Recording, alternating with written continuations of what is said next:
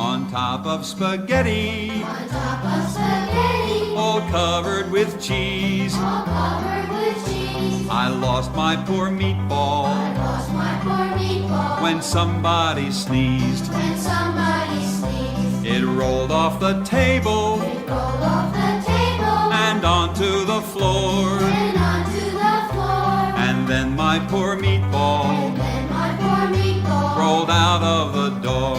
rolled out of the door.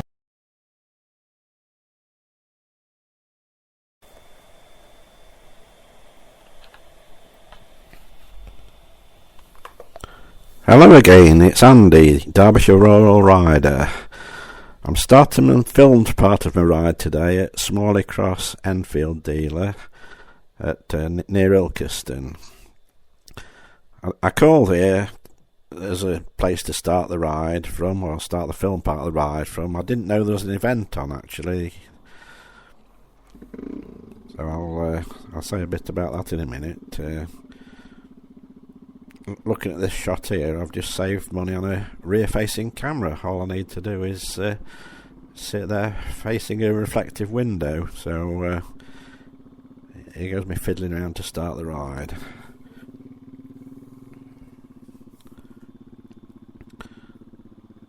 My opening tune today, it's not me singing this time. It's just a piece of music I found on YouTube, which means it might be copyrighted, which will stop me monetisation of this video. Not that there's any monetisation of any of my videos. I'm not one of these ones who get hundreds, even thousands of views and subscribers. In fact, I probably get about 30 or 40 on my average videos. So I just do it for fun anyway. So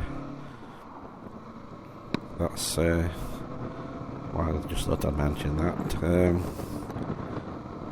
Just looking at my beeline, it looks like I've set it wrong, so I'm going to pull up at the nearest opportunity.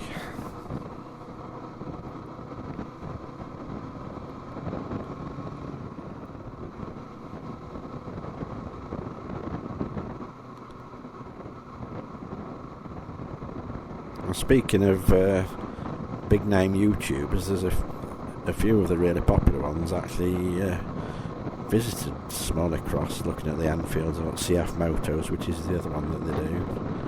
I know username Kate, who's actually a professional vlogger, and Rest Day Rider, who's also very popular, have both been there looking at either Enfields or CF Motos.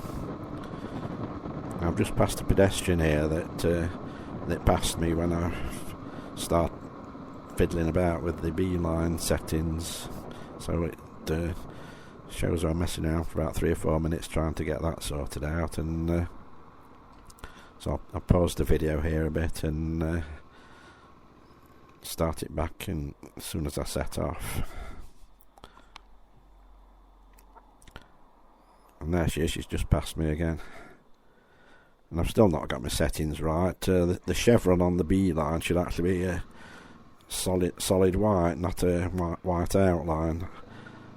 I think I must have set the starting point slightly wrong. Just put Smalley Cross instead of Smalley Cross Bike Shop, and it's trying to send me back to the starting position. So I know where I'm going for this part of the ride. The main reason I wanted it on is going round Belper rather than actually through the town, which always seems a bit gridlocked. So I pull in further down and actually switch it off as a route and set it again as a destination. So what I'd actually been for a ride for was to stock up on meatballs from IKEA. It's always a good excuse to get out for a ride. So I thought I'll go down to IKEA, the one near Nottingham, and not film it from there, because my route from there is through Eastwood and Heen, and it's just all built up and full of stop-start traffic lights. So I thought Smalley Cross is a good place to start filming. It's very popular with the bikes there.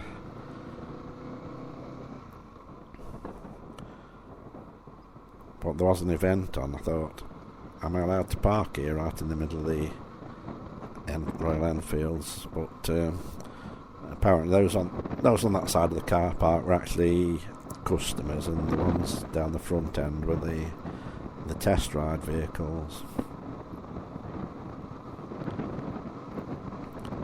I did actually get asked if I wanted to do a test ride. I know a lot of the stuff I watch on YouTube are riders of Royal Enfields, because they seem to be very popular riding the sort of country roads that I enjoy. I know there's a couple of people got the Gorilla.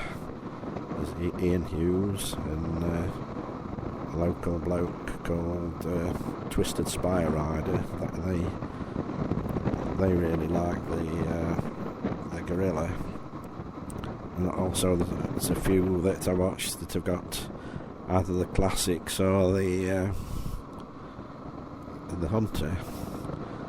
I did actually have a sit on a Hunter, and it's a bit taller than the seat height on mine. And at some time in the future I'll be looking for something smaller. But the problem with the Hunter is its weight. I don't want something smaller just for the sake of a smaller engine size, even though I really like the sound of the J350 engine in the Royal Enfields. But problem is it's about 5 kilos heavier than the Kawasaki Eliminator that I'm riding at the moment. So with me 5 kilograms of frozen food from IKEA, that makes it about equal weight.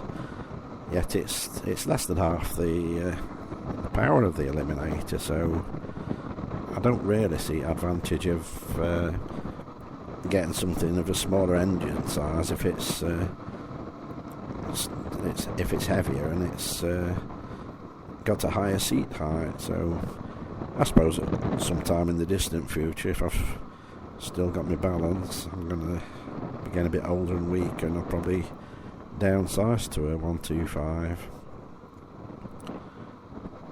In fact, Smalley Cross, they did have scooters at one time, but they seem to be just concentrating now on the Royal Enfields and the CF Motos. So I first called in there a few years back. I'd got a Lex Moto Milano scooter, and they were the dealers for that scooter. And I know they said they stopped doing them because they got so many going back for warranty repairs and that sort of thing. That's not where I actually bought mine from. I bought mine in Shirebrook from a little shop there. And as far as I know, they are still a Lex Moto dealer, so they must have managed alright with it. I think what they didn't like is when Lex Moto started bringing out some more upmarket models, because there wasn't the demand for like a more expensive Lex Moto, because people who wanted to pay more for a motorbike or a scooter, they tended to go for the more name brands. Although having said that,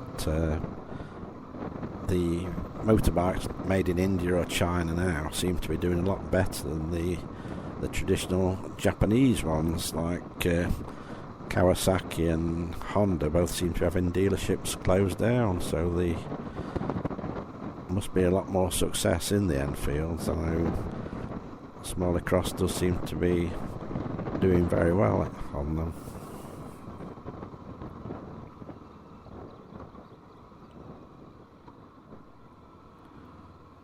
So my route today is not really all that rural. I'd say it's more of an urban route, but it's quite a pleasant route, and my destination, or my intended destination, was Bridge House Cafe. On the video now, I'm just having a second mess with it, and I've got my solid white arrow, because all I've done this time is set the final destination. Like I've closed the route map part of it, and I've just put the destination on, and hopefully that's set to take me avoiding the town centre of Belper itself and going around the outskirts.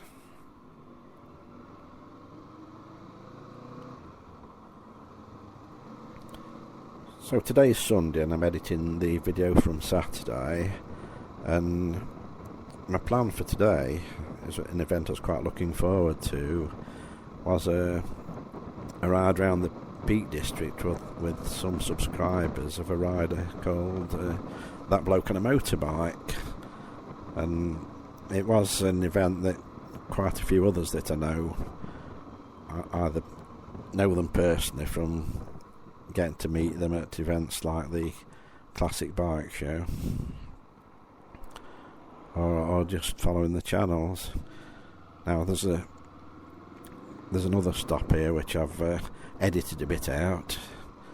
I mean, it seemed like half an hour wait for the lights to change, for them being four-way lights, but it's strange how when you're waiting at traffic lights, 80 seconds seems like a massively long time, so I've cut that bit out. So just going back then, this ride that was planned, it's been planned for quite a while, but unfortunately Dave, known as That Bloke on a Motorbike, he got badly injured the other day. I know he'll not mind me saying this because he's actually said this on his channel himself, but apparently he was trying to apprehend a drink drive, just as a passing citizen. He was trying to stop a drunk driver fleeing from the scene of an accident, and he got injured in the process, which is very sad, and I wish him a speedy recovery from that. Obviously, a lot of us disappointed about there not being the ride today, but obviously his health takes precedence over that, and I wish Dave a speedy recovery. I also mention another local YouTuber, Martin Trafford, the Moorlands rider. He unfortunately had a collision on his bike. It was a few weeks ago, but I didn't know about that one until he mentioned that on his YouTube channel. So, wishing a speedy recovery to both Dave and Martin.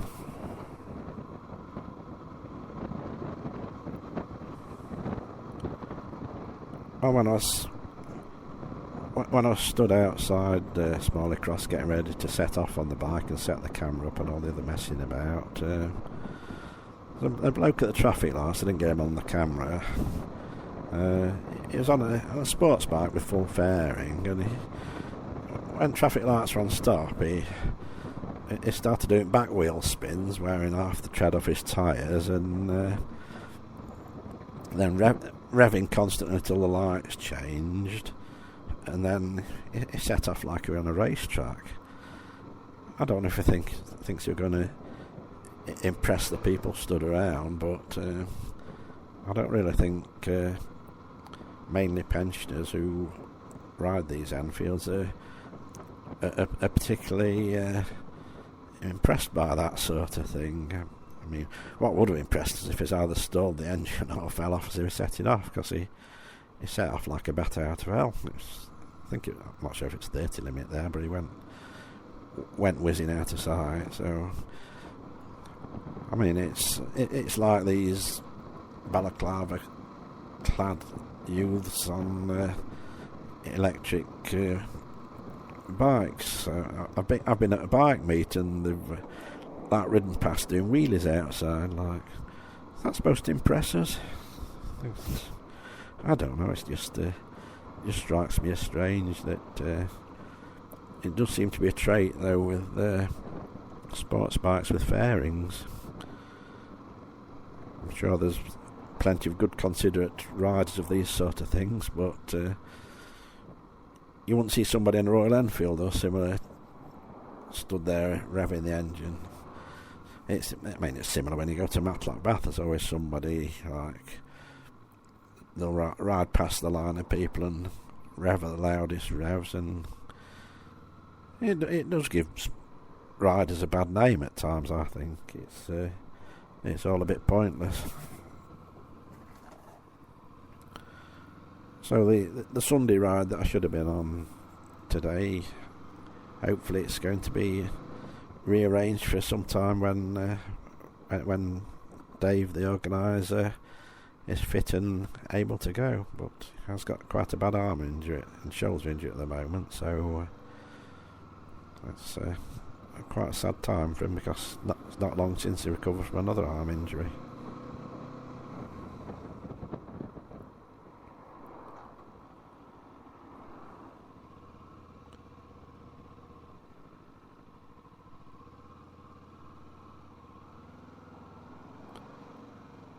So I'm now turning on the route that's probably slightly back lane-ish. I mean, none of this video is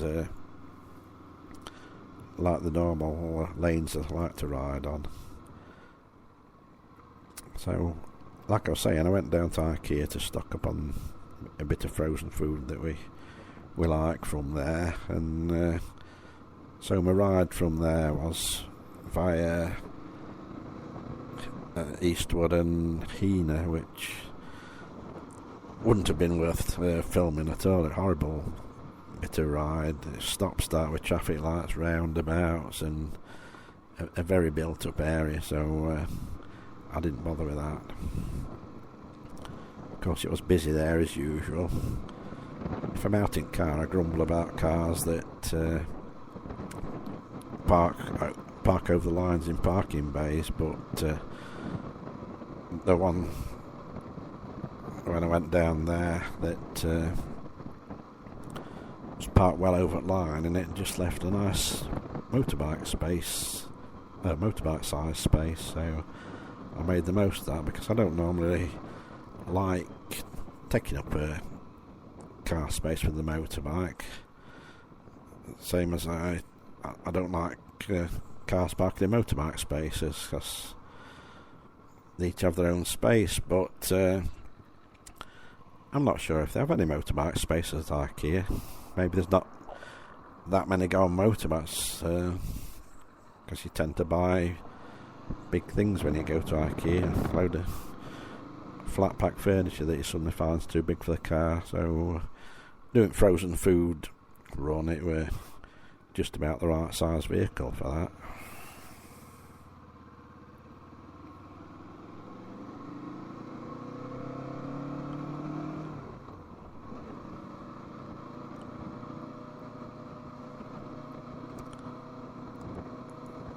So my planned destination was Bridge House Cafe, which is a nice place where we have been on the breakfast run.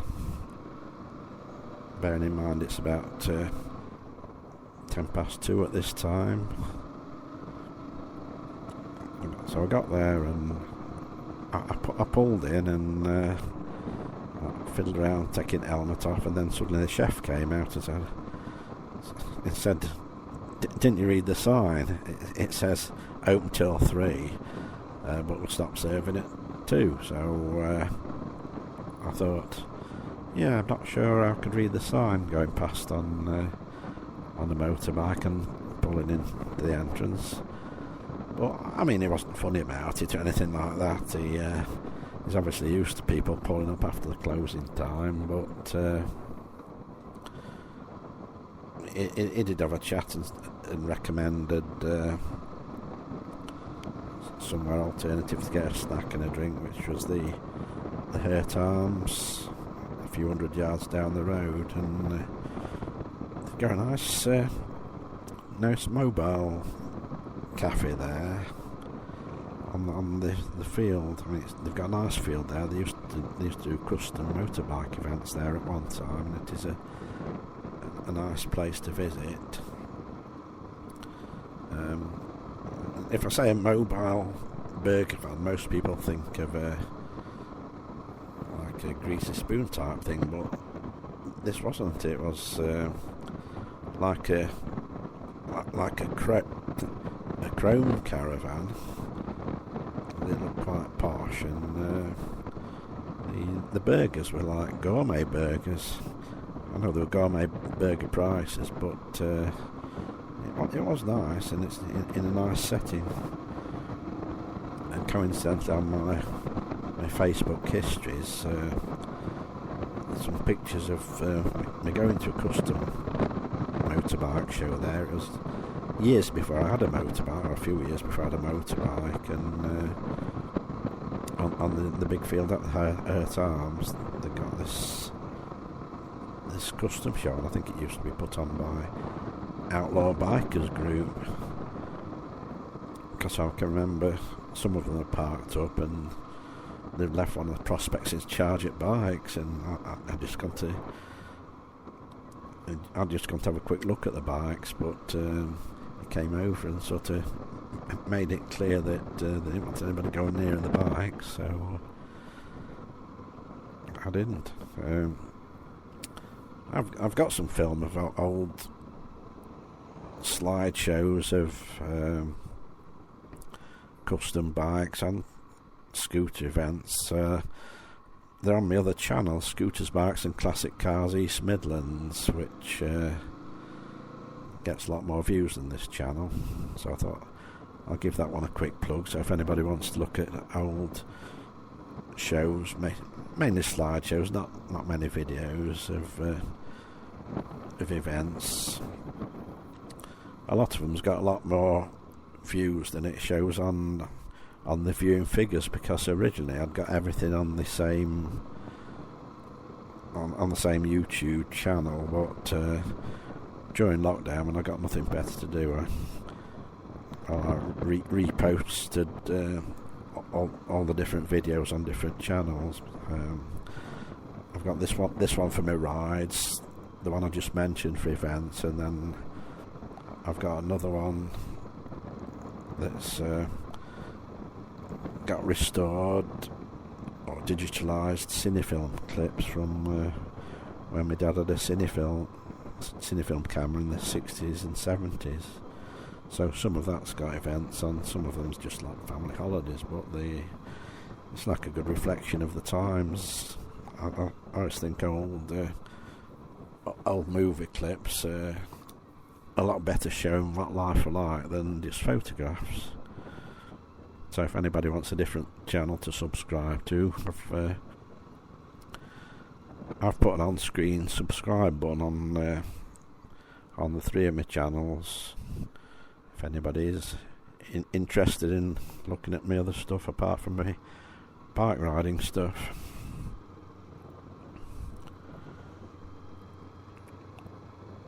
So I'm just approaching the A6 here, not far from my destination. And like I said earlier, I got there, starting to take my helmet and camera and everything off, and I want to get told it was shut. So on the right on this picture, that's her time, so I did eventually end up stopping. And yet again, I didn't turn into the cafe. I've been 2 or 3 times, probably 3 or 4 times, and I always seem to miss the entrance. It's a bit hidden back. I knew it was near the petrol station, but not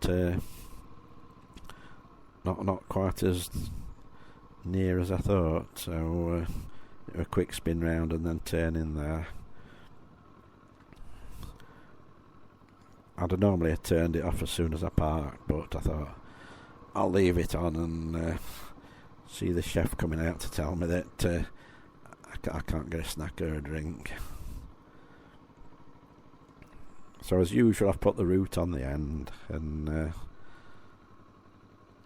I'll leave that to show where I've been, and until the next time, goodbye.